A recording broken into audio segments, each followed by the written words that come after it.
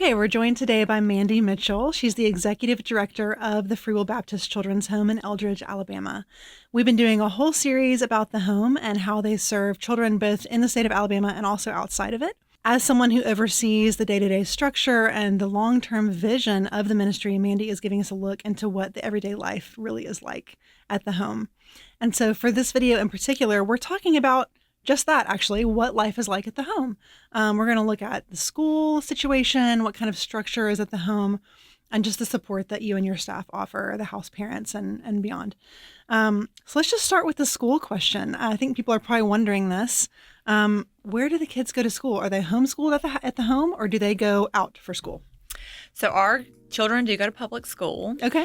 And in the past, they have been homeschooled, which was before my time, but it sort of isolated them, and it kept them from having a lot of contacts in the community, and also just being able to be a part of the extracurricular activities and all of the things that you can be involved in school. And children already sometimes feel a little different being at a children's home. Yeah. And so going to public school, like most other kids do, is one of those ways that they can just feel like any other kid. It's like normalizing a little bit. Yeah. It is. Yeah, that's great. And then you come home and you've got this wonderful environment to come back to. So talk to me a little bit about, I'm just sort of picturing like when they come home from school, they have some routines, they have some responsibilities, they have a little free time. What does that part look like?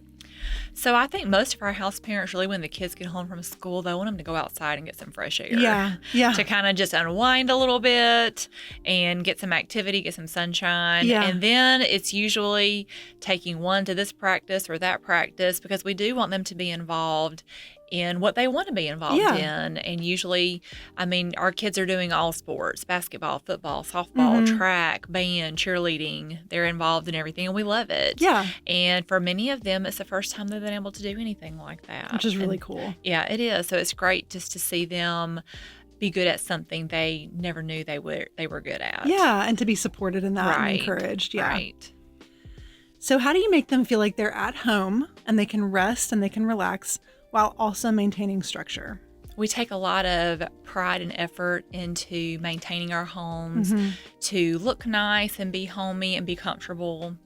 And each kid, their own room is decorated. Yeah, and once they've been there for a little while, they can decorate it the way that they want to. Some of our house parents are really good at special touches and just making it feel like theirs. So the house parents can give some input into this as well. Oh, yes. Yeah. But then it's also great to see the children have a vision for their room. Yeah. For some of our boys are in superheroes. And so you see a Superman room or you see a Star Wars room. And so it's neat for them to be able to do that and have that. And the kids also, they have chores that they do, and they get paid for their chores. Okay. Yeah, they do. And that's new for some of them, getting paid for their chores. Sort of like earning an allowance. Right. Yeah. They earn allowance and are able to spend the allowance however they want to. That's nice. So there are things that they do every day. They do their homework, they eat dinner, they have devotions, but then they also have their own private time. Some of them like to play video games.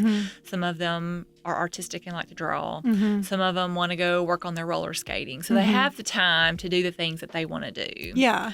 And then there's some that they have their phones. When they're 14, they're eligible to get a phone if they have good behavior and good grades. That's another thing. They have to have good grades too. And so they can spend time on their phones or social media. Yep.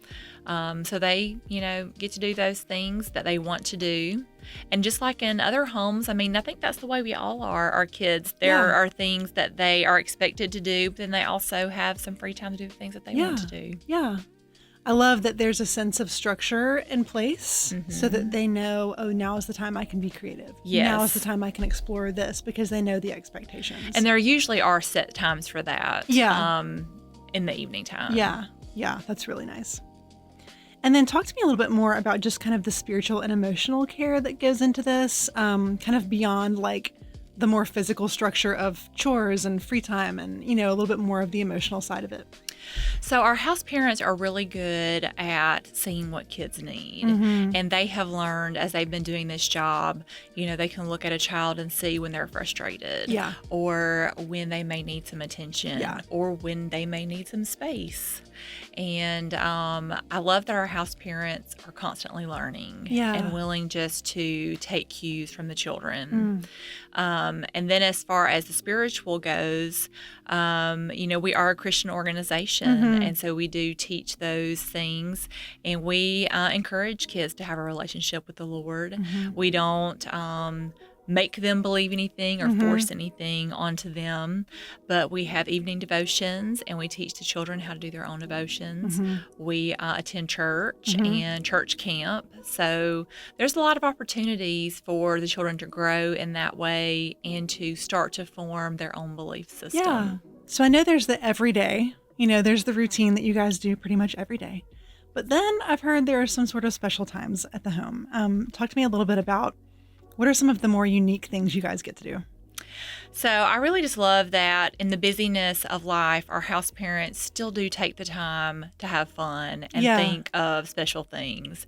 Whether it's getting the tent out and camping in the yard one night, or having a big bonfire with the whole campus and doing s'mores and singing, or going fishing. Fishing is really popular on our campus. Okay. We have several ponds, and it is nothing to when it's a nice day, you're going to see at least a couple of boys out there fishing, trying to find anything they can, whether it's lunch meat or hot dogs to use as bait.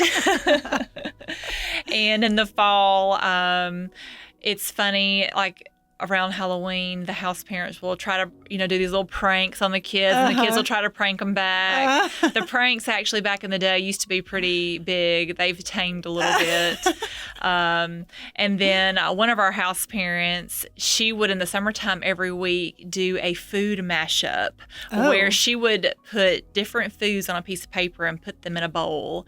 And each girl would draw out a piece of paper, and they would have to make a dish with that food. And then they would share it with the whole campus. So, they just look for really unique things to do and things that don't cost money. Yeah.